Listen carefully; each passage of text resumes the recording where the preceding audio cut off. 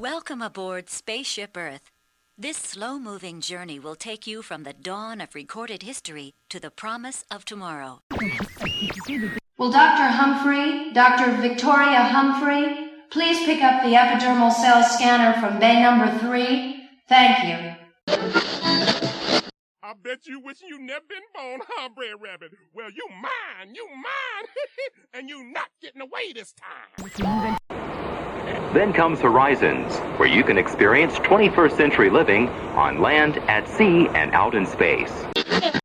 Ladies and gentlemen, Cosmic Ray is proud to present the biggest little star in the galaxy. Direct from New-York City on the planet Zork, put your hands together for Sunny Eclipse and the amazing Astro Organ. WDW Radio, your information station.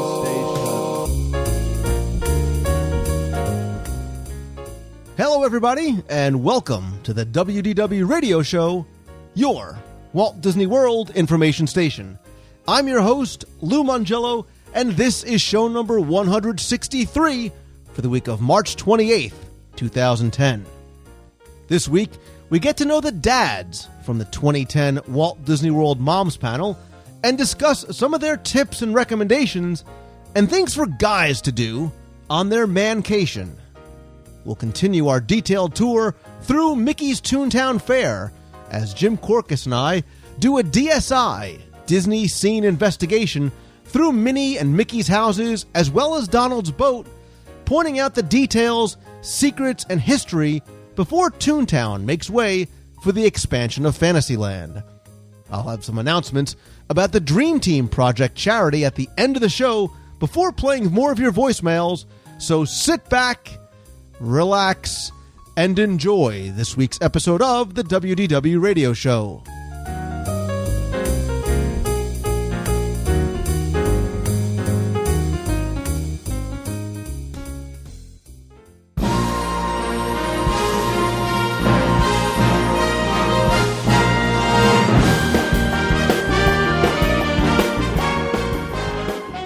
For those of you that are maybe old enough to have seen it, you may remember that father knows best.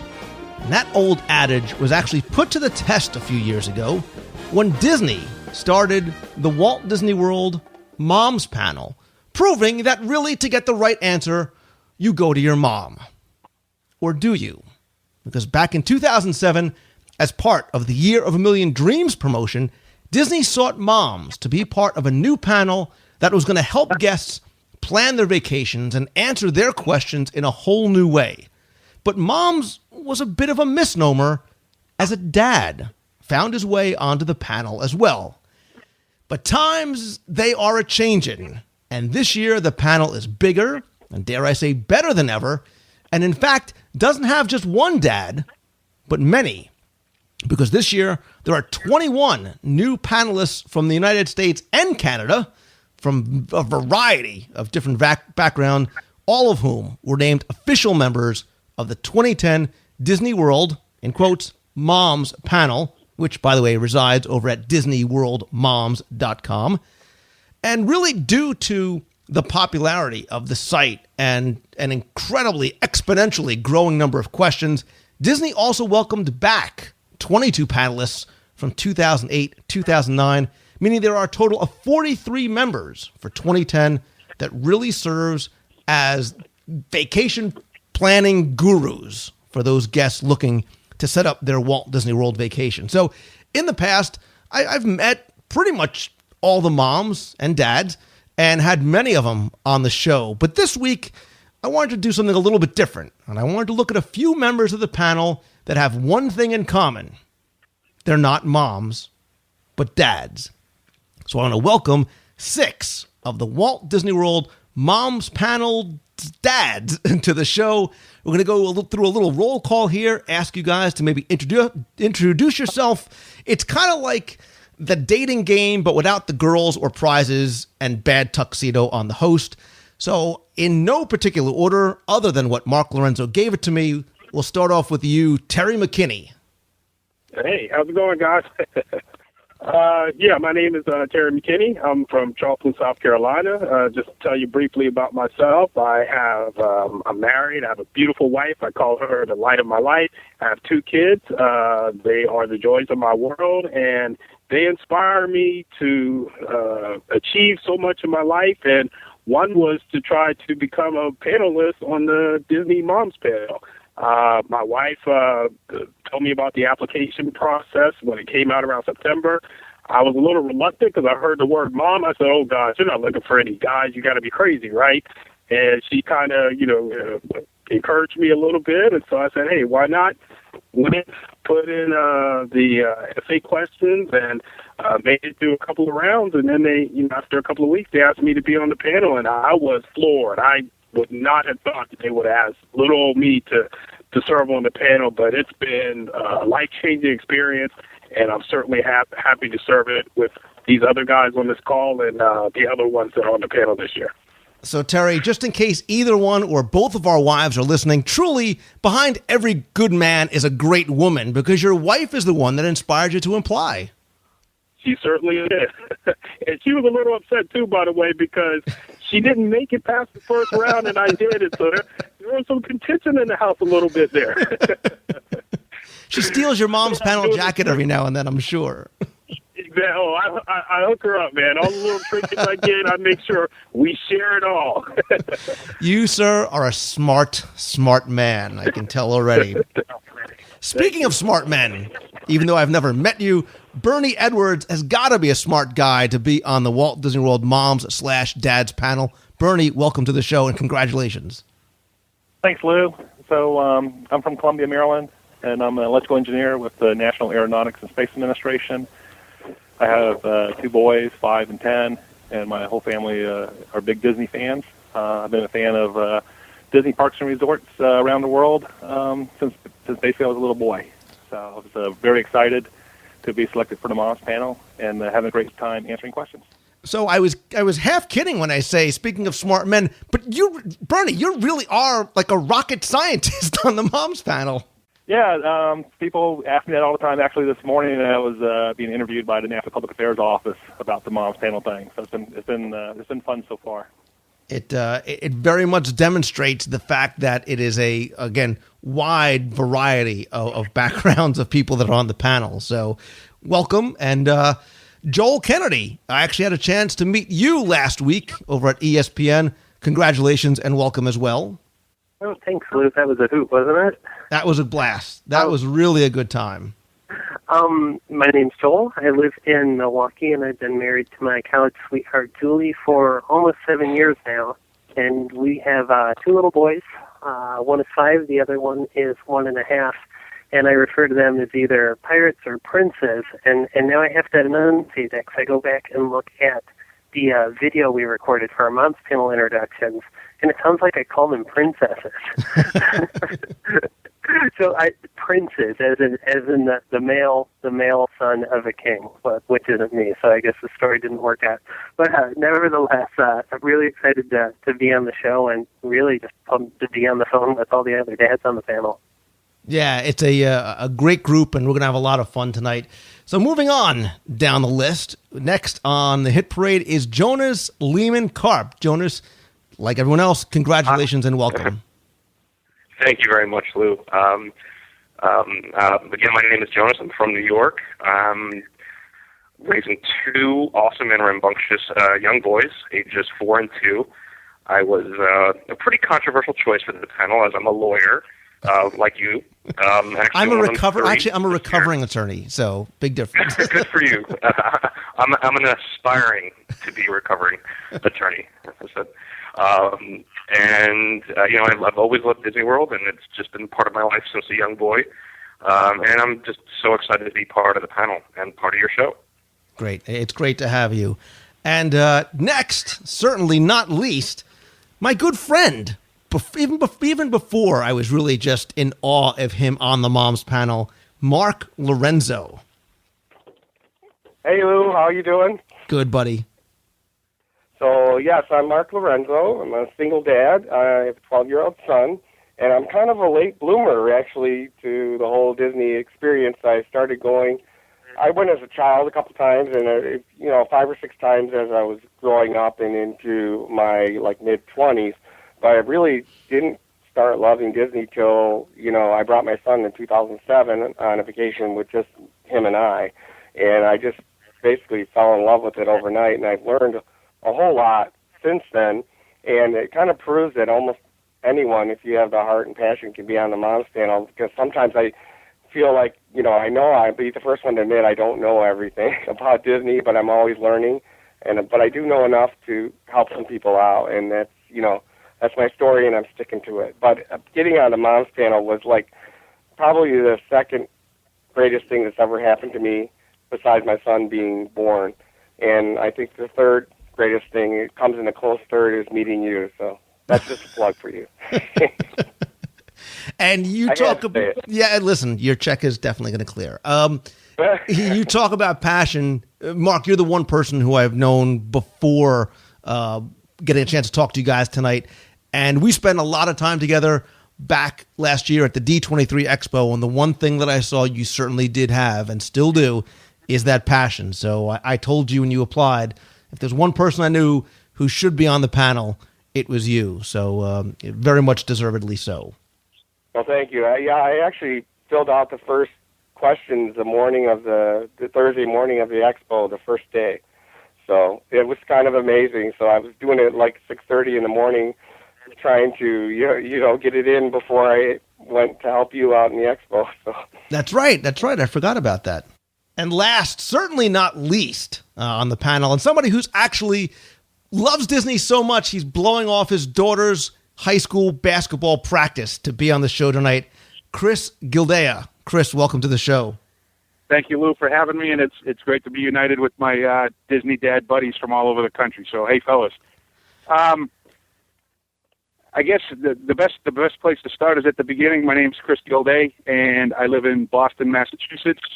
And I think what separates me from the rest of my counterparts is I'm probably the heaviest of the 6 of us. And I teach 5th grade in Massachusetts. I know we have a kind of a variety of occupations in the whole group. And I'm a former college football player, and that's what I attribute my heaviness to. So I think as far as distinguishing factors, those are a couple of the points that I made to Laura Spencer and the interviewing committee when we talked about what makes me unique as far as separating me from the rest of the moms. And first of all, we're all dads. And I think second of all of those things that I just mentioned counted as well. I think what brought me to apply to the Disney Moms Panel was I followed it from afar when it first started 2 years ago, and I was keenly aware of Brett and, liked what he did and said, hey, even though the name says moms, obviously they're not excluding, the males in the world who help plan their family's vacation or friends' vacations. So I followed it a little bit closer last year, and ironically, Laura Spencer, who was on the first Moms Panel and is now in charge of it, is from the same hometown that I'm from. And she was featured in an article up here last spring, and after reading the article, a woman I teach with came in and said, hey, you got to read this. So I read about Laura, I read about the upcoming application process in September of last year, and said, you know what, I love this stuff so much that I think just the sheer act of applying for it will be fun. And then when I wrote my answers, I think I'm one of the few, based on blogs and stuff that I read, who just answered it and submitted it. I didn't edit anything I wrote. I didn't second guess it. I didn't, try to come up with the right answer. I just answered it the way we all talked to each other when we first met in December, and that was just genuine, pure love of Disney, fact-based answers, and you roll the dice and you live with the result. And made it to round 2, made it to round 3, had the phone interview, and was asked, actually with a phone call to my classroom, to be a part of the panel back in November. So here I sit, answering questions like everybody else, hoping that the dream never ends, because I think it's a wonderful opportunity to not only share our passion for something that means a lot to us, but it gives us kind of a different view of Disney that we may have had prior to being a part of this project. Yeah, and it seems, from talking to some of you, that it was, and we keep using that term, rightly so, passion, that fueled your desire to want to apply. Terry, except for you, your wife conned you into it. turn the tables. You get on, she doesn't. But I'm sorry. So let me ask you this. All right. So we're all manly men, and you're applying for the Disney World Moms Panel. Let's be honest. Did you get grief from any of your buddies that, hey, what are you doing, a dad applying for the whole Moms Panel pink jacket thing? I'll take that one. Oh, you see, everybody jumps in there. Yeah, that one has, way more opportunity for an answer than just getting conned into it. Mark and I are the two biggest on the panel, and I'm 6'3", about 310 pounds. So when the label mom was something I started throwing around, of course, I got the prerequisite chuckle, or mom, or, people who had no clue what it was. The natural inclination is to laugh, to put that kind of label on a guy the size of me or Mark. Or Bernie, for that matter, too, and Terry's big, too. It's Jonas and Joel, who are the kind of the medium-sized guys. Well, it's nice that we didn't get called small. I was prepared for that. Small is not in my vocabulary. I'll make you guys medium. But, once you started to explain to people what it was, it went from a little bit of a poke in the ribs to, hey, wait a minute, that's pretty cool. And you factored in the opportunity for us to go down to Disney World to meet up with the rest of the panelists and to train, and now they started to look at it as a thing that they might be envious of. So it definitely started as a good opportunity to bust the hump a little bit, but it changed in a hurt. The moms come in all different shapes and sizes, and some of the moms are dads, and I've answered that question a lot, but, from my experience, who wouldn't want to be a mom and be able to, number one, help people out, hopefully make their vacations just a little more magical. I know it sounds like, a catchphrase, but it really means a lot to me to be able to help people out. And I think I definitely get more than I give, you know what I'm saying, with this whole process. And look, let's be honest. They might have made fun of you, but you guys are so much smarter than them because you're surrounded by a bunch of beautiful women who love Disney World. Does it get any better than that? Really? It doesn't. So let's talk about this year. Obviously, there's so many more men. There's so many more people on the panel. But it was a much, much tougher process this year because now the awareness of the panel has grown exponentially because Laura and her team does such a good job of making people aware that the DisneyWorldMoms.com is out there. Now, there were actually, from what I understand, Mark, maybe you can correct me, there were more than 20,000 applicants this year? Somewhere they haven't released, exact number, but I've seen quotes that it's harder to get into the Moms panel than it is to get into Harvard. So, 7% that apply get into Harvard, and only 0.21% actually, make it into the Moms panel if you use that 20,000 as a guide. See, you're smart, Mark. Bernie can do both. Mark, you can tell Mark is the single dad because he's throwing those stats around like, it's a lot. It's tougher to be a mom than it is to get into Harvard. I'm just saying, ladies. I'm impressed. I'm impressed. I'm very impressed. I just tore up my law degree. Well, I owe that one to Laura Spencer because she's the one that figured it out. She's a smart cookie. No, that's great. And listen, you guys have so much to be proud of because it was a very tough process. So what do you think it is? So for people that are looking forward to it next year, what are they looking for when they look for a mom or more particularly a dad? So I had, actually after round, so I didn't get excited until after round 2. And then before round 3, because I knew the phone interviews were coming up, I decided I was going to study everything I could get my hands on. Because you can tell I'm an engineer. So I was like, okay, they're going to ask questions like, how do you go from the Polynesian to beaches and cream? What's the fastest way? How long does it take? Things like that. And so I had really kind of studied hard. And then when the phone interview came, there was more questions like, what makes you unique? How do you share your passion? How do you help people? And things like that. So I think they're looking for people who generally want to help people as opposed to being an encyclopedia of Disney knowledge. I think Laura was pretty clear. We sat at lunch one day when we were down at training, and we were talking about the application process itself, the numbers, the ratio of dads to moms, and how that was increasing. And I think what she said on first pass at all of the applicants, what they look at is, number one, can you write? any sort of grammatical errors, any sort of punctuation errors, because this is kind of an online writing opportunity. You could easily get excluded if you didn't have capital letters or periods or stuff like that. But beyond the writing, it became more, and it's the tack that I took, a little bit different than Bernie. I just laid it out there for what I knew and what I felt about Disney. And it's one of the criteria Laura said that she and the other screeners looked at was, first of all, knowledge.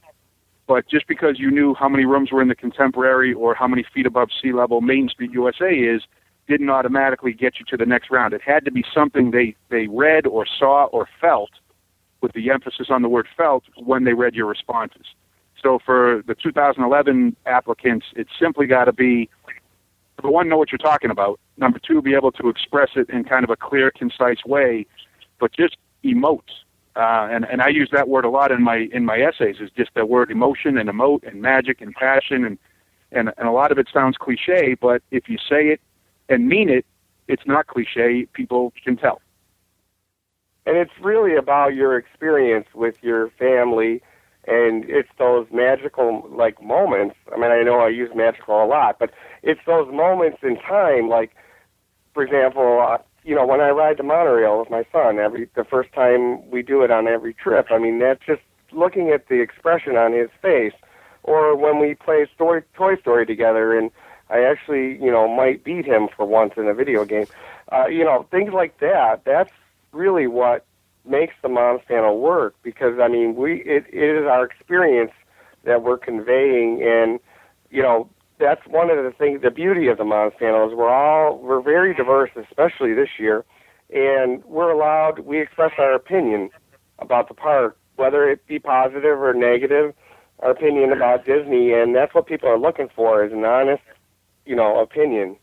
Certainly you guys come in with an extent of knowledge about Walt Disney World and vacation planning, things like that. Certainly, admittedly, you guys don't know it all, and part of the training is the education about things, or at least where to find out the information. But you got to tell me, there's got to be something that was so interesting, or better put, just the coolest thing that you learned so far as a member of the Moms Panel, Terry.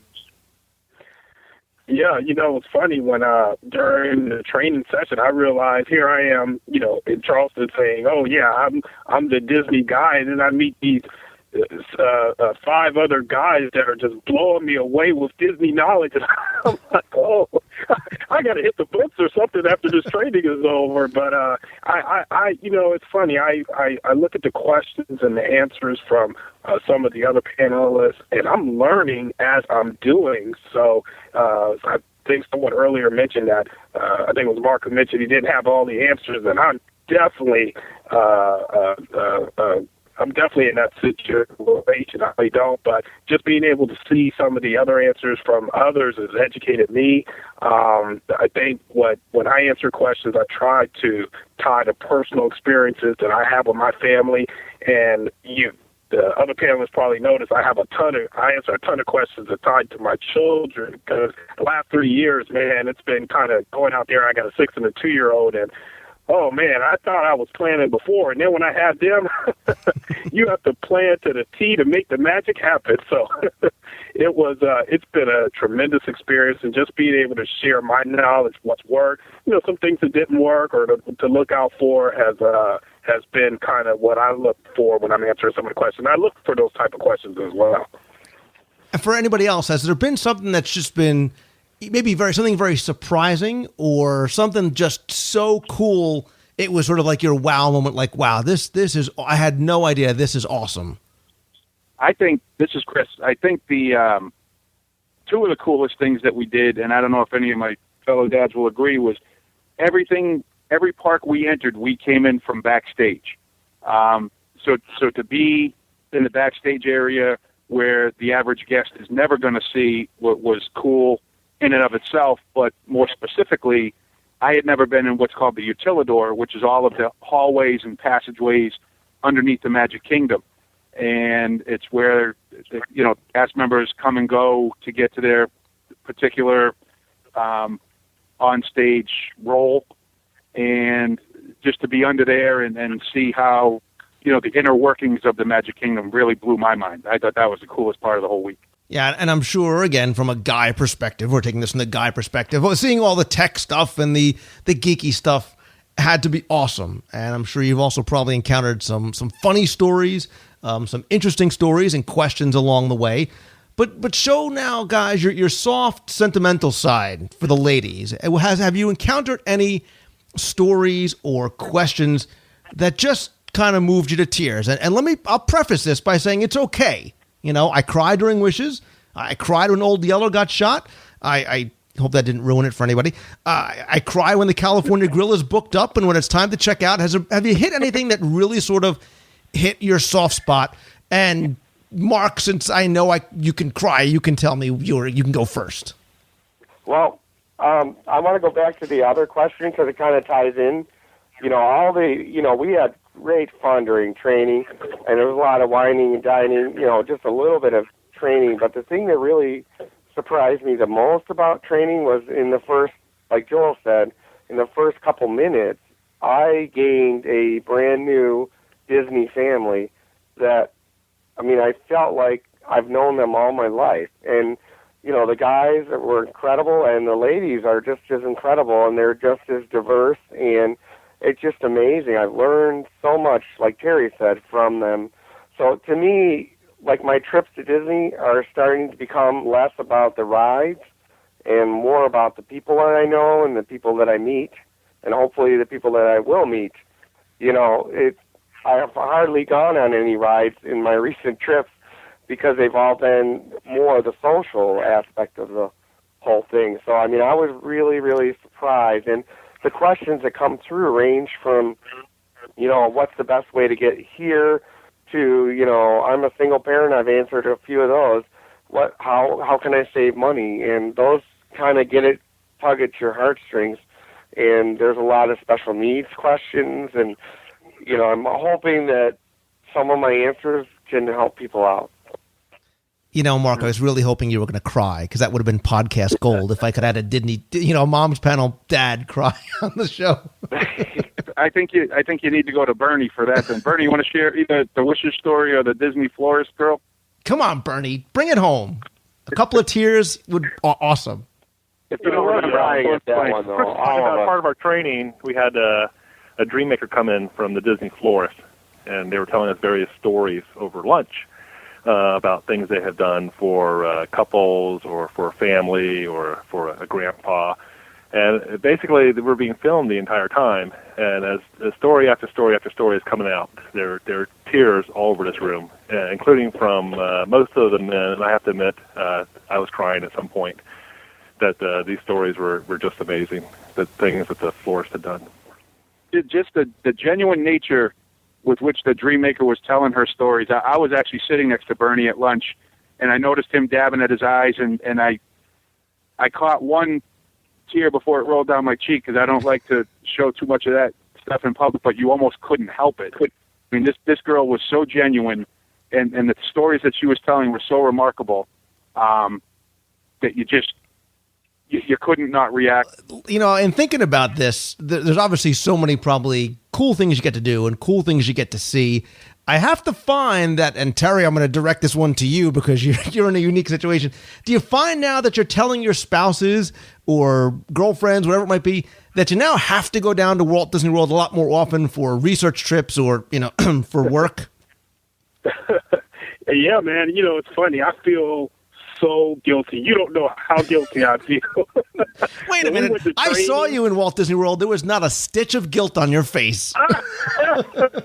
Yeah, and you and I met right after Expedition Everest, so it was kind of funny, man. But when I'm there, gosh, I'm enjoying myself so much. But at the same time, I'm in my mind, my kids, my wife, they would certainly enjoy it. And I'll tell you, you and I were doing the resort showcase and the whole media blogger thing, and we had those cool credentials, and I really felt like a VIP, man. I'm up here sitting under the stage looking at Demi Lovato and Joe Jonas, and, man, I'm up here jumping down with 16-year-old kids next to me. I'm up here with them. And, you mentioned about those special moments. There's no way I would have been able to do that, without being on the panel. So those are memorable moments, man. I'll speak about forever. Yeah, you sound like you feel really guilty. You hear that sound, Terry? That's the sound of your wife changing the locks on the front door. That's right. And I'm literally in the front yard talking to you guys, so I don't know if I'm going to get in tonight. Enjoy the couch, my friend. Anyway, let's get to the important questions. Real quick, guys. Rapid fire, one by one. I'll go down the list. I want to know what's your favorite. We have to bring it back to food. Tell me, manly men that you are, Bernie, what's your favorite restaurant on property? So I love Ohana's. So I love all the meats coming out there. I could stay there all night long. I think it's a perfect atmosphere. It's great for the family, and I just love it. Nothing is more manly than endless meat on a skewer. Joel, what about for you? Oh, killer question. I'm torn between Character Breakfast or Le Cellier, but in the end, the steak's going to win out. That away. Bring it back to the manly, big, honking steak thing. What about for you, Chris? I'd have to say hands down the Yachtsman. Oh, Chris, I knew I liked you. You. Best steak on property right there. Yeah, I agree. Mark Lorenzo, if you say Cinderella's Royal Table, they may kick you off the panel. I've never eaten there, actually. I love, can I say two? Sure. I always do. I love Kona Cafe, and I really like Tapanito. And my son does too, which really surprised me. Both good choices. Terry, you've had time to think about it. You're still on the front lawn. What about you? Yeah, man, I'm going to go for Coral Reef, actually. I love sitting under that aquarium, being on the coast. You know, I'm all about the seafood and eating some of the seafood there. And the service, the hosts have always been great. I'll go for Coral Reef for me. Good. I like them all. I like all those options, and we should try them out individually together. All right, but so since we're all, manly men here, this is the question I'm going to put you guys on the spot for. Bring, your manliness to the table. What would you guys suggest? And again, I'll go down the list again. For Walt Disney World, if, say, a bunch of guys or a father-son, whatever it might be, want to take kind of that mancation, what are some real manly things guys should do, or maybe things that people would overlook to do in Walt Disney World? And I'll go back down the list the other way this time. Mark, I'll put you on the spot first. Cinderella's Royal Table, of course. If you really, want besides a pedicure, no, I'm just kidding. Or day at the spa, no, seriously, though, there's fishing there, if you like that. We toured the ESPN Wide World of Sports. That was pretty amazing if you're into sports. There's all kinds of things to do, and I'm always discovering something new to do with my son. And my son and I like Toy Story, Midway Mania, playing that together. We also love the water parks and Disney Quest, too, as well. Great choices. What about you, Chris? Manly things for a bunch of guys or father-sons to do on vacation. Okay, I'm going to start with one that I did with actually only guys, and it was heaven sent, and that was massages at the Grand Floridian Spa. And we all walked out of there. You could have pushed us over with a feather because we were just so loose and so relaxed. Hands down, the best massage I ever had. So I recommend that. But on a more serious note, if you really wanted to get down to testosterone, brass tacks, you could go over to the ESPN zone for whatever the hot sporting event of the weekend might be. If you can even get a seat, stroll the boardwalk, try to get a meal in at the ESPN zone and catch March Madness or the Super Bowl, or a lot of questions are on the moms panel all the time about back at the beginning of February, we're going to be down for the Super Bowl. Where's the best place to go? Obviously, we're in the midst of March Madness pretty soon. Then you got spring training. Year round, there's something going on. So if not, the ESPN Wide World of Sports, like Mark said, certainly the ESPN Zone over on the boardwalk, or even something as simple as going kite sailing behind the Contemporary or parasailing. Just something a little off the beaten path, maybe not searching out characters, but, getting a little man treatment or just going to follow the sports route. I'm realizing this is going to get harder and harder for the guys lower down the list, but Jonas, go ahead. What's your tip? Well, for me, it's easy. I don't know if you know this. I have a husband and I have two boys, so every vacation is a mancation for me. I'm lucky like that. So, it's just really what the other guy said. You can also hit one of the gyms, go for a jog on a jogging trail. And if you do it in a very masculine way, it's pretty manly. Pretty manly. Joel, what about for you? Some manly mancation tips. All right, I'm going to give you a twofer, but they should not be combined. One is partake of some of the fine refreshments that you can find around the world in Epcot, starting with the tequila bar and then working your way around the Horn.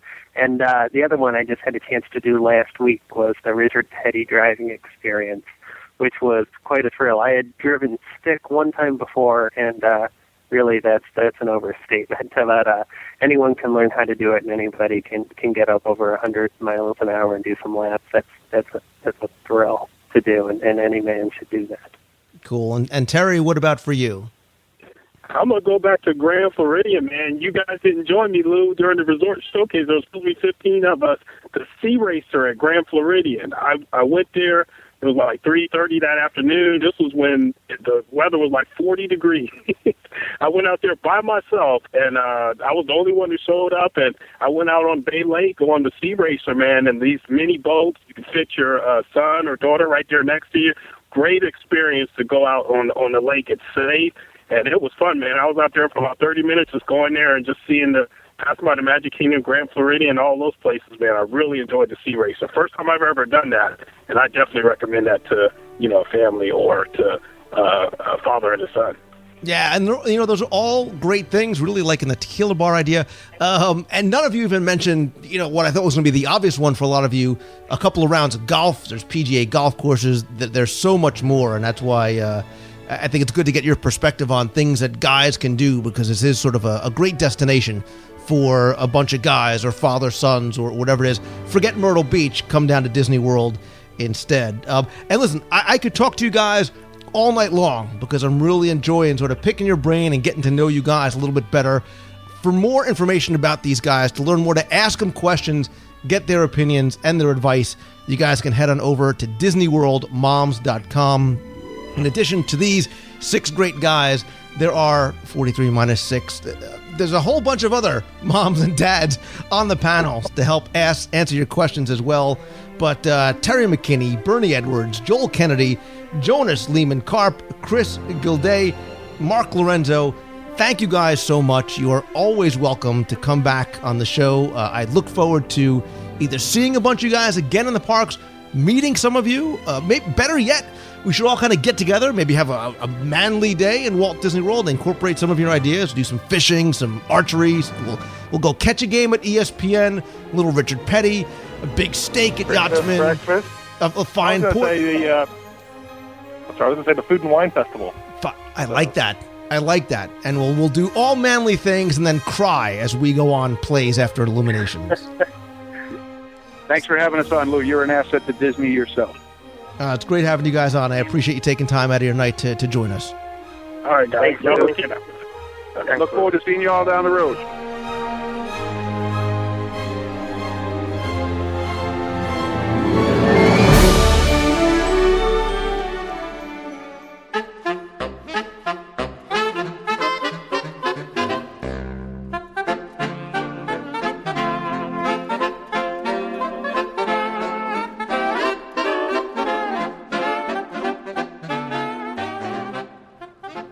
With the exciting announcement of the expansion of Fantasyland, we've talked about how, fortunately or unfortunately, some things are going to go away, and Mickey's Toontown Fair is one of the victims of the Fantasyland expansion, but that's not necessarily a bad thing. But what we want to do is help document and chronicle and help you all remember, and while it's still here, maybe go and find some of the wonderful stories and details that the Imagineers put into this very fun, fanciful land for kids and kids at heart. So joining me once again as we take our virtual tour of Mickey's Toontown Fair is everyone's favorite Disney historian, really the only real Disney historian, Jim Korkis.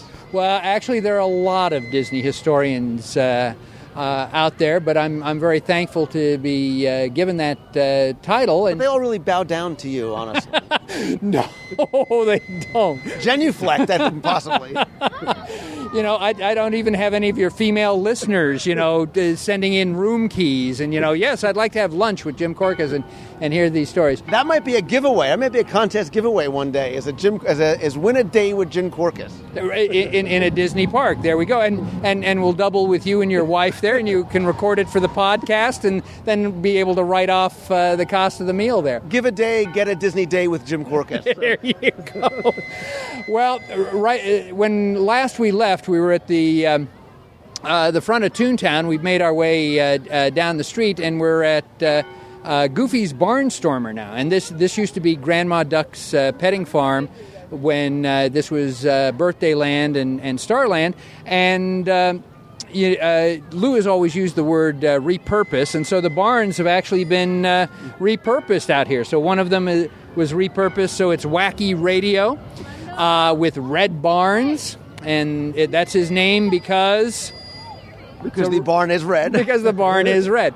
And then the other barn is now Goofy's Wise Acres Farm, and everybody knows that wiseacre is a slang term for, a wise guy, whatever, which I never saw Goofy as being, but I can do that. But he hasn't had much of a success taking over Grandma Duck's farms. We see over there some bell peppers, so they're actually in the shape of bells. But one indication of his lack of farming ability is right out here in the front here, where squash plants, where he has literally squashed them with his big shoes. There's lots of wonderful details here at Goofy's Wiseacre Farm at the Barnstormer, and again, this is something that for the most part you'd be able to pick up for yourself. Just even from the doorway, you can see that the chickens over there, the live chickens, of course, have been removed, and in their place, those are the chickens from the World of Motion attraction at Epcot. And then if you look a little lower there where the airsick bags are, right behind there, that's Mary Poppins' bag. So I guess Goofy has been exploring some alternative uses of flying. But, I would think that if you're going to learn from Mary Poppins, you'd use her umbrella with that parrot head. But they couldn't put that in this attraction. Why is that? Because it's located somewhere else here in the Magic Kingdom. Yes, it is. It's located at one of the train stations up there, Unclaimed Luggage. I'm sure that a lot of people know of the leg named Smith. So what's the name of his other wooden leg? Is up there. But yes, Mary's umbrella with the parrot head, that's up there. So how poor Mary is getting along is beyond me. Let's go across the street there to Minnie's house. Yeah, I think, so many people bypass Goofy's Barnstormer. They think it's a coaster for kids. Some people don't even make their way in here. But if you love a lot of those details, you should take that. First of all, you can ride it. It's a fun little attraction. It lasts about 9 seconds.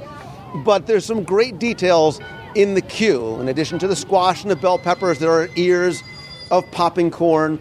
See if you can find on a door the reference to the Main Street Electrical Parade. Look for the blueprints for the multi-flex octoplane that Goofy flies. A lot of wonderful, wonderful details as you wander your way through.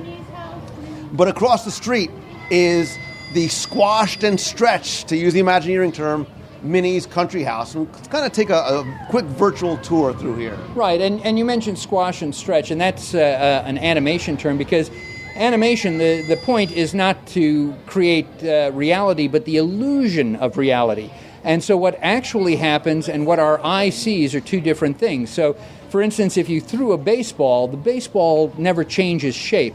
But what our eye sees is several balls at once, and so it blends together. So it almost seems like that baseball is stretching.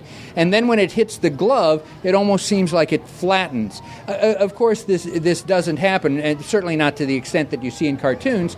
But by doing that, it creates this reality for people. And the difficulty with both Minnie's, and remember, it's her country cottage, because her real house is out in Anaheim, California. This is only the Toontown Fair. She's on vacation.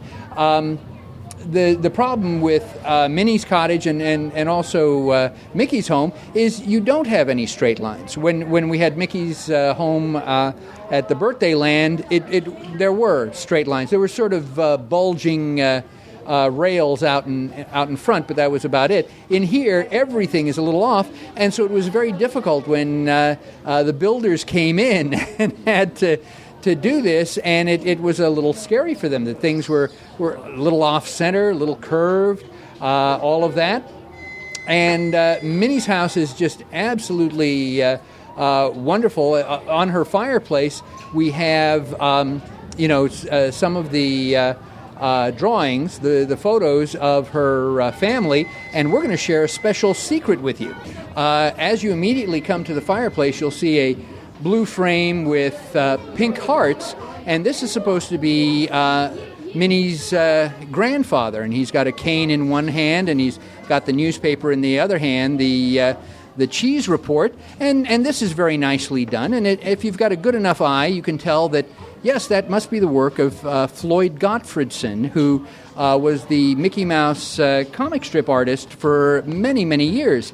But what you probably don't realize is that picture is based on an unpublished drawing that Gottfredson did in 1948 for a newspaper article of what would Mickey look like when he was 60 years old.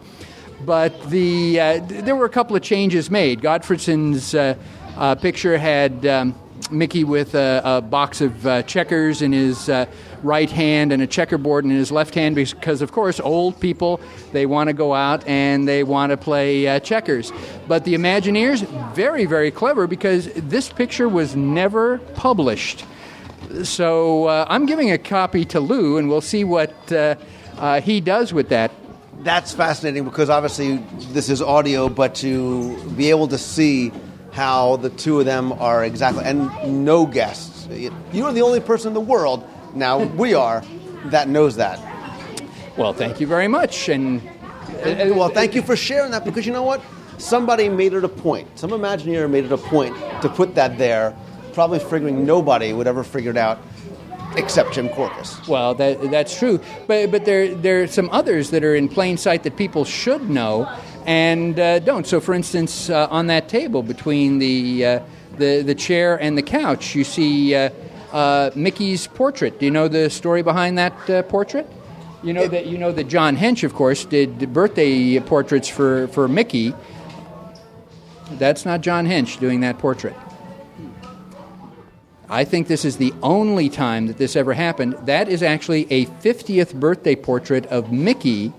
Mickey's sitting there in the chair, petting Pluto on the head there. That was done by an artist called Paul Wenzel. Paul Wenzel is the one who did Walt's face for that 8-cent postage stamp, all that. He was a Disney artist.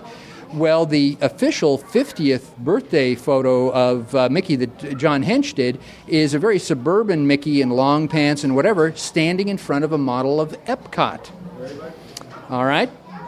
So, again, a lot of newspapers and magazines wanted to run the traditional Mickey. So, to the best of my knowledge, this is the only time that Mickey had 2 official birthday portraits. There we go right there. I'm broadcasting live from Mickey's Toontown Fair on station WACKY Toon Country Radio. And now back to... Yes, and that's the radio in Minnie's house where she's picking up Red Barnes over there on Wacky Radio. And some wonderful illustrations over here. The picture of the Thanksgiving dinner, that was actually a specialty drawing done, again, I believe by Gottfredson, could be Manuel Gonzalez, who was doing the Sunday Mickey strip, but I believe that's Gottfredson from the look on the little nephew's face.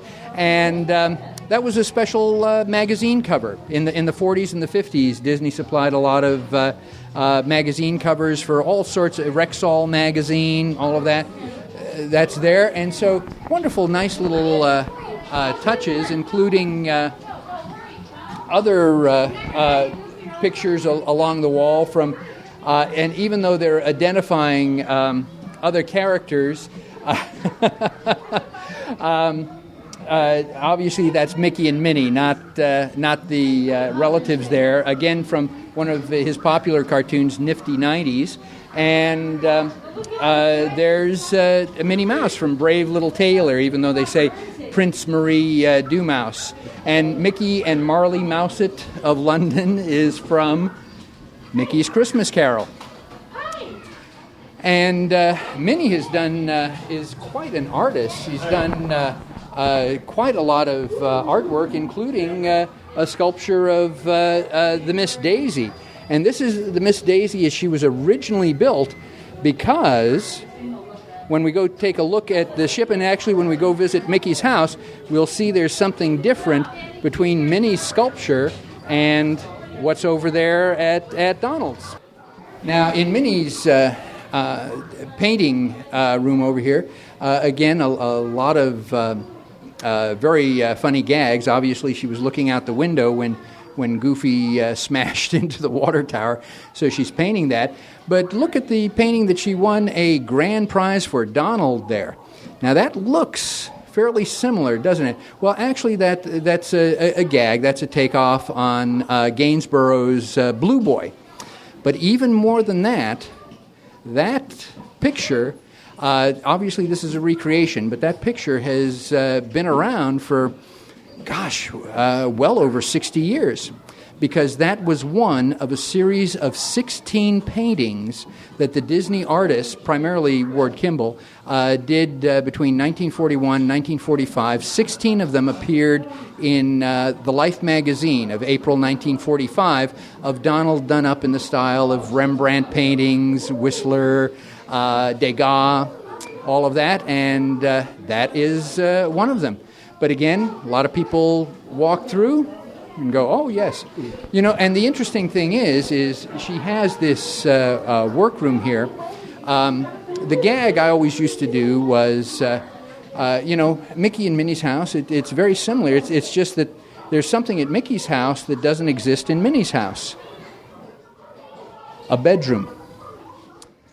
And they're right next door to each other. Now, what are you insinuating, Jim? Actually, not insinuating anything, because a good friend of mine and somebody I really like and respect, Sean Slater, who has a wonderful blog out there of Disney stuff, always feels it's rude to point that out. He says, no, Minnie has opened up her house for tour, but being a very modest mouse, the place where the bedroom is not open for the public to see. Now, in addition to being a clearly a talented sculptor, a seamstress, artist, painter, she's also and you can see she's even done a variation of the famous Charles Boyer painting of Walt doing a self-portrait. She's also very well read too. There's books on her shelf such as Of Men and Mice, as well as other takes on classic literature. But she clearly has a lot of free time on her hands, because she also publishes a magazine called Minnie's Country Living, and you can see some of the covers in the hallways throughout her house. And again, that's a takeoff on Martha Stewart and her magazine, Living. So let's see what she's got on her board over here. See, and again, we're watching guests walk right by it. They're running into the kitchen to sort of play with the interactive things and missing the things that are on the desk here, as well as on the wall. A lot of the things that are pinned up on the board, like her to-do list. Call Mickey, Mouse Her Size, nice reference to the old album that many of us had. Make a lunchbox for Mickey. I have so many errands to run, I might be out all day. Please leave me a message and I'll call you back. Bye-bye. Hello, Minnie. Disney said I am a Kipper. Can you imagine me, a Kipper? This would not be ridiculous. Bring us that make me mad. Clearly that was Minnie's answering machine getting a message from Donald. Hit the button, you'll watch the reel-to-reel go, and you'll get more than one. Mm-hmm. Hi, this is Minnie Mouse. I have so many errands to run, I might be out all day. Please leave me a message and I'll call you back. Bye-bye. Oh, hiya, Minnie. It's me again, Goofy. I remembered what I forgot before. before, but I guess I didn't do such a good job because I forgot it again. Yep. Goodbye. And there's so many other great things on here. We could spend a day reading some of the things. There's pictures. There are pages that she's ripped off from her official pithy saying a day calendar. There's Jiminy Cricket giving some safety instructions. The Goofy for Governor badge on there as well as a drawing from a child that thanked Mickey for showing her how to publish her magazine. There's her official Citizens of Toontown Fair proclamation on the wall, as well as her notepad, where there's a note from Flora, Fauna, and Merriweather, and her little journal where she writes back to them, thanking them for the note that they sent. Again, Jim, just incredible, great little details, and every guest has walked right by. And they're still continuing to do so. And all it would take was just pressing that button there, and how many variations could you run across? And yes, I'm a huge fan of Jiminy Cricket, so it's nice that he's doing a I'm No Fool lecture series, which I remember from the original Mickey Mouse Club. And again, just wonderful, wonderful little attention to detail. But as you say, people just moving through. Although we do see that a lot of guests are quite taken with the kitchen and some of those delights. One of the things that they had was some teapots and a plate with a cookie on it. But when you try to grab for the cookie disappears because, again, it's one of those optical illusions. And if we take a look at Minnie's refrigerator, we'll see that there's a lot of things for her to pick up at the store, but they're all cheese. So thank heavens that she's a tune, so that those don't stick on. So again, we're seeing kids having fun with the microwave popper over there, opening up the refrigerator, playing with the stove, and just absolutely delightful. So, and again, all done in the style and the color scheme.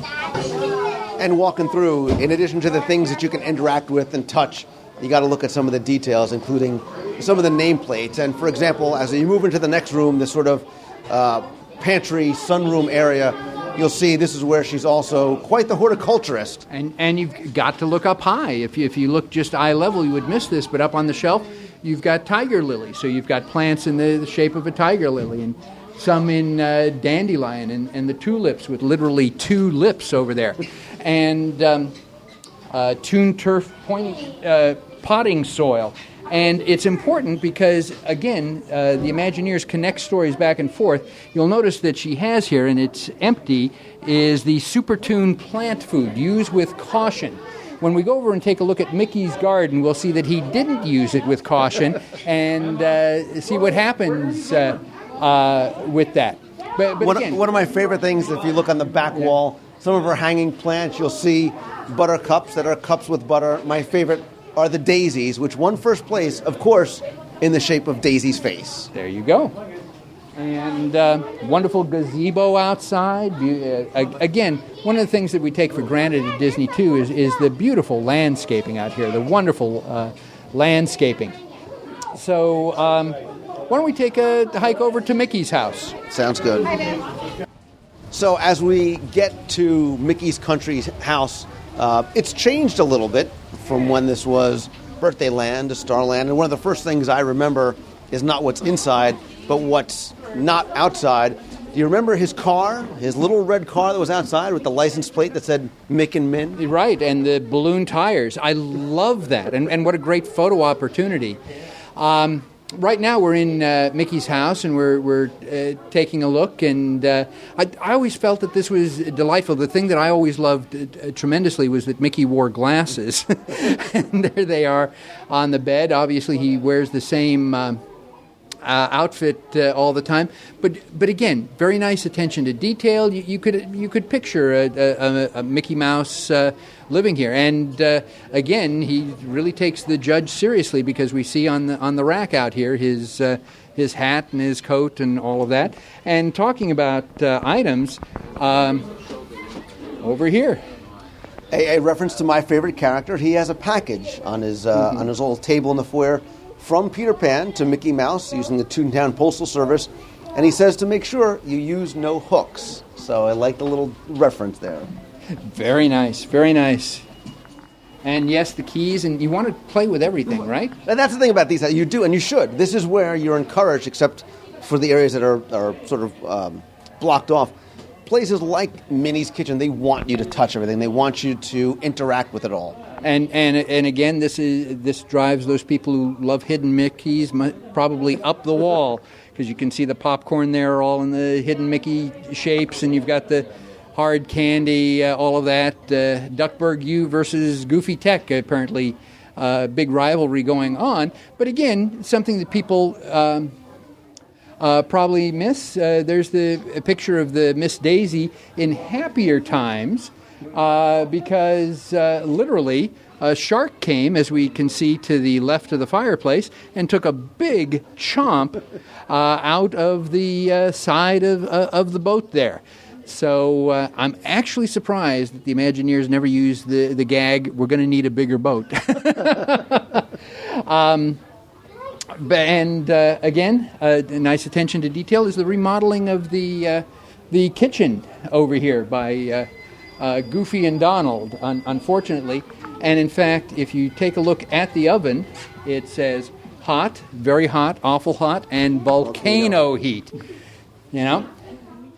And again, Mickey is no healthier than Minnie, because he's getting cheddar cheese, Swiss cheese, American cheese, cream cheese, blue cheese, cottage cheese, and cheesecake. Holy cow. And but again, I think Donald and Goofy are subcontractors to the Three Little Pigs. Right, the Chinny Chin Chin Construction Company, with the general contractor Practical Pig there. So the subcontractors are Goofy and Donald. And again, all sorts of nice little gags on that. You know how to use this scale? Well, your guess is as good as mine there. So, again, you need to take the time, read and appreciate these things. But I have a feeling that Mickey spends most of his time, probably obviously not in his kitchen, over in Minnie's kitchen, a little bit more well-kept, a little bit better, because Mickey's obviously quite the average sportsman. First of all, the house has a very masculine feel inside with its woods, but the first room, you have the TV where they're sitting there watching the game, and there's a bicycle in there. The next room, this sort of rumpus room or den, very much themed towards sports, everything from somebody in the middle of a game of checkers to ping pong with the paddles shaped like a Mickey head or a Donald head. Mickey's obviously beating Goofy 25-18. Donald, it must be a three-way game, has 0. But on the wall, there's great references to all different sports, from football to golf to basketball to bowling, tennis, so much more. There's trophies and there's books. Again, wonderful, wonderful detail. And again, one of those details is you see the blue frame up there of Mickey leaning against the desk. That is Mickey's 25th birthday portrait. That's by John Hench. That is the very first official Mickey's birthday portrait. And then, progressively through the years there have been more. But that's one of the ones that always stands out for folks. John Hench said that he wanted Mickey to wear long pants in that one, and Walt said absolutely not. Mickey wears short pants, and so that's the way it is. And we're going to be going out into the garden, and we talked about the interrelationship of stories. So you really have to go into Mickey's house to find out why there's a big hole in Donald's boat. If you took a look in Minnie's house, we saw that plant food. Out here, we're going to see that the plant food has spilled and created huge mutations of pumpkins and tomatoes and all sorts of things. And I could stay here for for quite a while. I'm going to miss this when it's gone. So I'm hoping that Disney has some plans in the new meet and greet area to to capture some of this ambiance, some of this wonderful attention to detail. And that's what I was going to say. It's like this is part of what I'm going to miss. Are the details here, the historical references that are made. But, and it's a way to segue into talking about, I think people come here sometimes saying, well, this is Mickey's house. Where's Mickey? Disney made it a very deliberate thing that as you're exiting his house, you're saying, well, I haven't seen him. And there's a sign there with a finger that points. It's a one-finger point because Mickey only has 4 fingers. Yeah. It says, hiya, folks, I'm back in the judge's tent. So come on over, visit. It's right up ahead, your pal Mickey. So people wouldn't be disappointed saying, hey, I went to his house, but Mickey's not here. Where am I going to find him? It sort of makes that transition for people very easily. Yes, and Mickey takes being a judge, very, very seriously. And yes, just to the right of the sign, you'll see that the Toon growth stuff has spilled out onto those Mickey tomatoes. But let's go over to Mickey's garage because there's a couple of secrets there. So as we get into Mickey's garage, you can enter here or go into the judge's tent. And what did we see out there? At Pluto's house, doghouse. Okay. And you were saying, oh, I wish I had mentioned that. We see the wind chimes that are shaped like, of course, dog bones. Right. And again, the wonderful signs for the tomatoes, the holly, wooden, and vine variety, and of course the pumpkins. But again, most people are going to go into the judge's tent because they're going to want to meet Mickey, and it's never going to occur to them to come back into the garage. And as you can see, Mickey believes in recycling up there, even his white gloves. And up on the wall there, one of the things you see is Mickey fishing and Pluto by him. That's actually a publicity piece of art from Mickey's last theatrical cartoon, 1953, called The Simple Things. And he didn't make another cartoon appearance for 30 years, which was Mickey's Christmas Carol. Now, one of the things I notice on the internet especially is that people will point out particular things like not only does he have a first aid kit but a last aid kit and of course the wonderful books along the side, including one based on Susie the Blue Coupe, which was one of John Lasseter's inspirations for cars. But there are so many wonderful things in here that people miss them. Up in the rafters are 2 posters, one for Mickey's Nightmare, which interestingly enough is the cartoon where Mickey thinks that he dreams that he's married to Minnie and it's a nightmare, and then Mickey's Good Deed. So both of those are 1932, and he thinks enough of them, he stored them up in the rafters, but nobody's looked up there in the rafters. And in fact, on the upper shelf here, you'll see Mickey's original mailbox from Mickey's Birthday Land, and something that Lou particularly likes. The Mick and Min license plate. Right. And something that I just discovered today here with Lou to prove that there's always something to discover. What did we just discover here? So on one of the shelves, you see a lot of books and you see oil cans. And if you look behind some of the big ones in the front, you'll see 3 small 1-quart oil cans from the Mojave Oil Company. And those of you that remember and think back over to Disney's Hollywood Studios, you know the predominance of the Mojave Oil Company over there. And yes, just delightful. Well, I think what we're going to do now is we'll probably make a quick stop over at the SS Miss Daisy over there and then head out. So again, wonderful things that I hope the spirit of these go into some new areas somewhere, because just absolutely wonderful. And I hope somebody is documenting these. I hope somebody is going out and taking videos, taking photos. And here's something that Steve Barrett probably likes. A bowling ball with a hidden Mickey. Well, it's funny, and as we walk over to Donald's Boat, somebody said to us as we were doing this, so what are you doing this for? This place is going away soon. And we said, well, that's the point, is this place is going away, and we need people like Jim Korkis to share these stories, and we do this show, and do the magazine, and do the audio guides to help point out to people these things, because so many things through history here have been lost because they weren't recorded, and there's nothing more than some old photos or VH videotapes that have been transferred to YouTube that we have to remember them by. So hopefully this helps people discover new things or maybe reminisce about things that they may have missed. Well, wouldn't this be great if this podcast encouraged Disney to send down a documentation team and let's get this all documented before it goes, because again, it's on life support right now.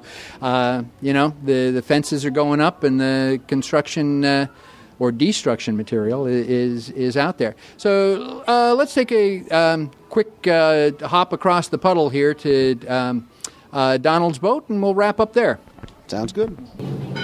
So as we wrap up our tour of really the presence of the main characters, really the Fab Five all have a presence here in Mickey's Toontown Fair. Donald has his own boat. The Donald's boat, we've talked about how we saw the pictures in there. And as you walk into this soft, squishy, sort of rubbery play area, you can come inside Donald's boat. And the first thing you see isn't something you see, it's what you hear. And you have a chance, there's 2 ropes at the front right by the wheel where Captain Donald is. And you can ring the bell and do a little bit more outside. Yeah, and what can you do with that second rope there, Lou? Well, you can help get some random passing stranger a little wet. And I don't know what it is that kids love water and running through water and running through fountains. You know, I thought when you were going to say, oh yes, you can notice something before you even go into the boat was just the shape of the boat itself, because the cabin up there is shaped like Donald's beak, if you look closely enough, with a porthole for the eye, and the roof blue like his hat. And then as you look down lower, you've got the blue for his shirt and the white for the bottom there. And again, very subtle, very clever. This is the Miss Daisy, and so she's a figurehead out there. She's been sculpted, modeled for that. And a figurehead was supposed to be the eyes of the ship to guide them through treacherous waters and to bring good luck. And once you're inside the ship, you can see very clearly where the shark has taken a huge bite out of that. And, of course, a map done by Ludwig von Drake, which will actually show you the location of Toontown Fair and the location of Duckburg, which apparently has been moved 23 miles from where we are.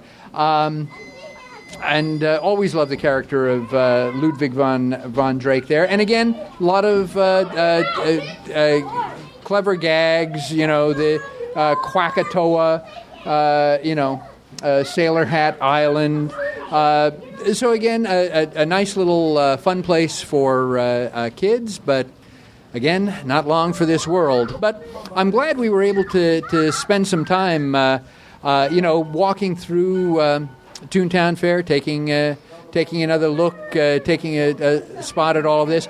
Even if this is gone, as I said, a lot of people have taken film and video, and maybe they'll go back and take a look at it with different eyes. And that's the amazing thing about a Disney theme park, is that even though you may have been there 1,000 times, there's always something new to look at a little bit differently. And you were mentioning to me, but Jim, nobody knows these things, and that's very true. But the fact that these things are there and people miss them doesn't detract from the attraction or the enjoyment. But once you know them, I think it really enhances the experience. Absolutely, and it gives you a reason to keep coming back, because the time. And I always said the time you spent in the queue sometimes is time well spent, because it gives you time to look around a little bit more. And while your kids are running through, ringing the bell, turn around and take a look at the map and all the sight gags that are here and everything else you can find in Mickey's Toontown Fair, because the Imagineers did such an amazing job of detailing it so very well. And I love so many of the nods to Disney history going way back, because we say it all started with a mouse, and I still believe that to be true. So, Jim Korkis, as always, thank you so much. To read more of Jim's incredible work and to hear some of the stories that only he can tell, read his stories behind the stories in Celebrations magazine, and be sure to tune in again as Jim joins us as we walk through and explore some of the details and the history of Walt Disney World. So Jim Korkis, thank you very much. Lou, a pleasure as always, and what a great way to spend a last walk through Toontown Fair with you, somebody who appreciates that. And those of you listening at home, you should see his face light up and the smile go from ear to ear when he discovers these things. Lou is actually, I think, 10 years old when it comes to being on Disney property, and truth be told, I am as well. And thank you for listening, and please make sure you share these stories with others. We don't want them to die out. That's one of the reasons we share them with you. Well, thanks for doing that for us, Jim.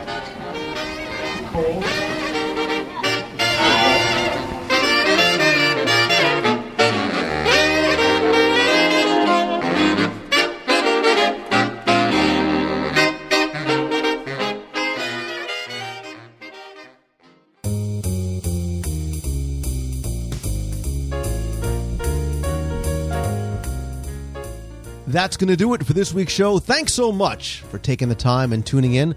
Thanks also go out to the dads from the 2010 Walt Disney World Moms Panel. I'll put a link in the show notes where you can head on over, ask the dads and the moms questions about Walt Disney World vacation planning. Also, huge thanks go out to my good friend Jim Korkis. Love spending time with Jim, exploring all of Walt Disney World's history, details, and stories. I promise there is much more to come with me and Jim Korkis, but to read more of some of Jim's stories behind the stories, go back, check out Celebrations Magazine, back issues, current issues. You want to come and subscribe, visit celebrationspress.com. Also, don't forget, you can follow Celebrations Magazine over on Twitter. It is at CelebrationsMag. I'll put a link in the show notes this week. Speaking of Twitter, are you following me? I am twitter.com/Lou Mongello.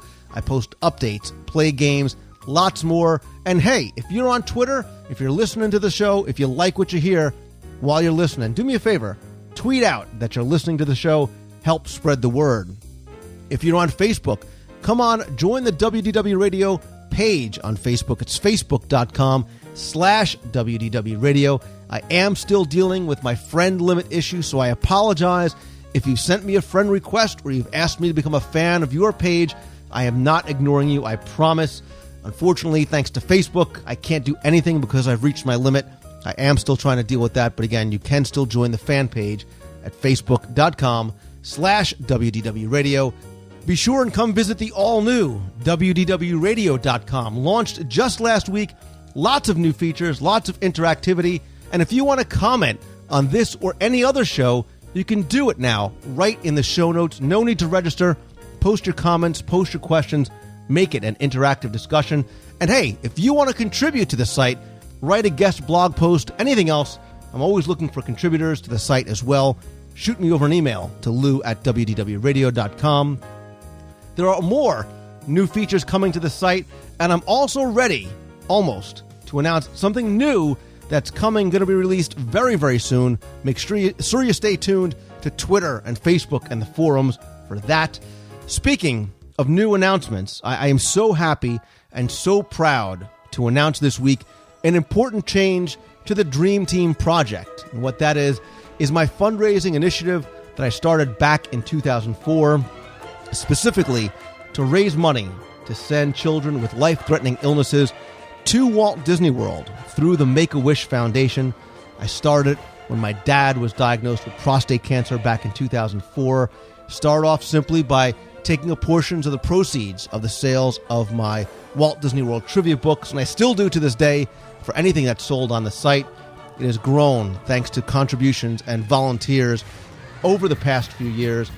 It's now more important to me than ever, with my wife having lost both her parents to cancer, including her mom in 2008, and the passing of my dad just last month because of new cancer that had spread throughout his body. But the new sponsorship directly through Make-A-Wish is going to afford the Dream Team project the ability to, one, be more involved in the wish-granting process. We're going to be able to sponsor the individual wishes of numerous children throughout the year, really fulfilling their dreams of visiting Walt Disney World through online donations and special events and auctions and lots of other activities and functions that we're going to start doing over the next few months. We really are going to make a difference in the lives of those who need some of that Disney magic that we talk about to those children and to their families. And since we started this back in 2004, through some of those things, we've raised almost $90,000 specifically to benefit the Make-A-Wish Foundation. To simply illustrate the power and the compassion of the Disney community, just last year, we had an auction at Magic Meets 2009. We raised $26,000 in just a few events. So I please ask you to go read more about the new relationship directly with Make-A-Wish, where more of your online donation is going to go directly to sponsoring a child's wish. There's a press release right on WDWRadio.com. You can also find out more by visiting DreamTeamProject.org. There, you can get a link if you want to donate. You can visit the secure page that we have right on the Make-A-Wish website. The link is on the site as well. And stay tuned, because I'm also going to announce a new special event later this week. So again, more important that you stay tuned to Facebook and Twitter for more information. Speaking of upcoming events, don't forget, April's Meet of the Month is going to be Saturday, April 10th, 1 o'clock in the afternoon at the Dawa Bar. That's in Africa, in Disney's Animal Kingdom. Tim Foster from Celebrations Magazine is going to join me as well. It's going to be a great opportunity just for us all to get together, say hi, meet other listeners. We'll have some giveaways. If you want to let us know that you're coming, head on over to the Facebook event page or in the forums. The links are right on the side of WDWRadio.com to the Meets of the Month for more information. I'm proud and thrilled to be going back to the Pacific Northwest Mouse Meet on August 14th, 2010. That's going to be at the Linwood Convention Center in Linwood, Washington. Lots of special events. Special celebrities are going to be joining us as well. For more information, visit pnwmousemeet.com. Have a couple of other things that I'm planning for later on this year, but looking ahead to 2011, don't forget about the cruise on the Disney Dream, February 27th, 4 days, Nassau, Castaway Cay, lots of special events and things we're planning to do right on board the ship and Castaway Cay. I have some more details about that coming very, very soon. More information, visit WDWRadioCruise.com. To contact me, ask a question, whatever it might be, send me an email to lou@WDWRadio.com. Or if you want to be heard on the air, you want to comment on the show, share a thought from the parks, you can just call toll-free the voicemail line, 888-703-2171. Don't forget, come to the site, sign up for the free newsletter. You'll see the link right on the right-hand side of the homepage. Information, articles, there'll be some special offers coming later on as well. Get it via email. Again, that's free. Thanks as always to my partners and sponsors, including MEI and Mouse Fan Travel. They are my official and recommended travel provider for all your vacation planning needs. And All-Star Vacation Homes, you can find links to both of those right on the homepage. Stay tuned for another WDW Radio live video broadcast and chat coming very, very soon. But as always, my friends, and you are my friends whether we've met or not, if you like the show, please help spread the word and let others know about it. Review the show over in iTunes. And as always, remember to keep moving forward. Take that first step towards following your passion and following your dream. And of course, thank you for taking the time and tuning in. So until next time, have a great week, everybody. See ya. Hey, Lou. This is Chris, Disney Fun 55 on the forums. Just want to say thank you so much for your show. I believe it was number 160, your interview with Don Hahn and Peter Schneider. You talked with them about their documentary, Waking Sleeping Beauty. Wow, what a show. I had an opportunity to attend last night a preview up here, or a screening of Waking Sleeping Beauty in the Washington, D.C. area. And afterwards, for about 45 minutes, they hosted a general question and answer period, and they couldn't have been more warm, more friendly and inviting. They took on all questions and answered them honestly and truthfully. And let me tell you, if you have the opportunity to see the show, you have to go see it. So thanks so much, Lou. Great work. Keep it up, and see ya. Hey, Lou. It's Carrie from Titusville. I figured I'd give you a call. I just finished my very first training session for the Wine and Dine Half Marathon in October. Yeah, I finished all the huffing and puffing before I called you. And oh my goodness, what did you get me into? I figured, hey, what the heck, Lou can do it, so can I. So I'm going to do as you say, and I'm going to keep moving forward, hopefully at a much faster pace than I did today. But it's going to be a long road, but I think it's going to be totally worth it. And hope to see you at the after party at 2 o'clock in the morning when I straggle across the finish line. So keep up the great work. I'll talk to you soon. Bye. Hey, Lou. Ashley from Virginia. I'm on Twitter as WDW Happy and on the boards as Happy Grumpy. And my husband and I were fortunate enough to meet you at the D23 dessert party. Really loved this past week's show. You guys really let us relive some of the memories that made it such a great trip, from the 5K even to the D23 party. I have to say that it wasn't until you started talking about the offerings that they had at the California party and the price difference that I kind of raised an eyebrow, only because just to think that $70, of which I had already covered in tickets from park hoppers and a pass, was built into it. But to see the people who got to go to that party and also go to D23's website to also see that the pictures, the majority of the pictures are from the California party, unless I overlooked it on the D23 website. Maybe there are pictures posted from the Walt Disney World 1-year anniversary party. But would we do it again? We would, simply because in the end of the evening, ending it in the Fantasyland was fantastic, and being able to take pictures of the mosaics through the castle and nobody in your way, that was pretty cool as well. But I would love to see, I almost kind of feel like that Walt Disney World's slightly a bit like the stepchild on the East Coast. And I understand there are different resources and things out there for California and for Disneyland. I just wish we'd see a little more. I would definitely pay more if I knew that I was going to be wowed like that all the time. But anyway, you guys got me thinking as the show went on and kind of doing some research. But yeah, great show. Thank you guys so much. And like I said, it was fun reliving it. And you guys are the best. Keep doing what you're doing.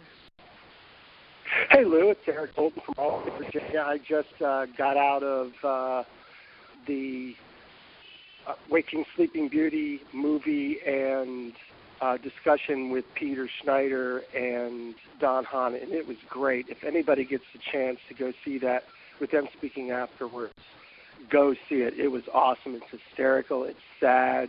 A little angry at times, but great show.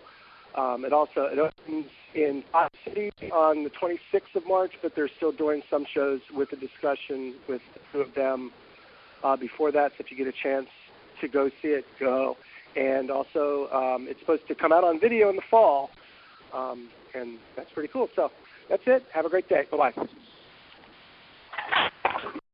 Hello, my name is Tammy, and I love listening to the Walt Disney World radio station. And recently this week, I heard Lou talking about them closing down the studio's backlot tour, and Honey, I Shrunk the Kids playground set. And I got really upset about that because that's like the studio backlot tour is just an amazing tour to take, see all those props and behind the scenes, and they did limit that when they had that whole neighborhood. I remember seeing the whole neighborhood a couple of years back, and they knocked all that down, and I'm guessing that they put Lights, Motors, Action there instead, and that was a really big shame now to closing it down. And the rumors mill saying that there might not be any more backlot tour. And I thought that was pretty stinky, I really think they should have a backlot tour in the Honey, I Shrunk the Kids movie set. That is such like a fun little thing for the little kids to do, because the backlot tour doesn't have that much kids-themed things except the Playhouse Disney, which is usually packed with kids. There's just such a long line, and the playground has a long line. You could just play all you want, and it's a lot of fun. Some of my friends like to hang out there for quite a while just to take pictures and then post them on Facebook, and it's a lot of fun. And they only have Voyage of the Little Mermaid, which is sometimes a little bit scary for kids too. So That's sad that they're closing that down, and I'm wondering why they won't use the hot set like that. If there's this building that says hot set, it has said hot set for quite a while. Why they're not using that building, we don't know. And I also wanted to say about the Minnie and Mickey house down in Magic Kingdom. It's really sad that they're closing Ariel's Grotto. First of all, I loved when they had the water outside her grotto, and King Triton had a statue with the Triton that shot out water. I remember that, and it's gone now. Wish it was still there, not a bunch of sand, just covered up. And Ariel's Grotto I love that. It's just a very nice area for the kids to play. And Toontown is just for those little kids. It's perfect for them.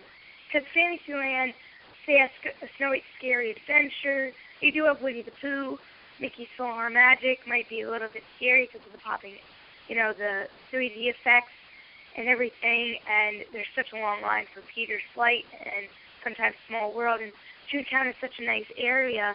And expanding Fantasyland, I really don't think that's such a great idea, but that's just my personal opinion. Maybe they could use all that land behind Ariel's Grotto, possibly.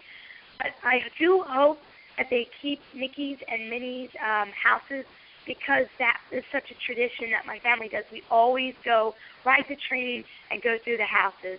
So I do hope they keep that, maybe put it in Main Street.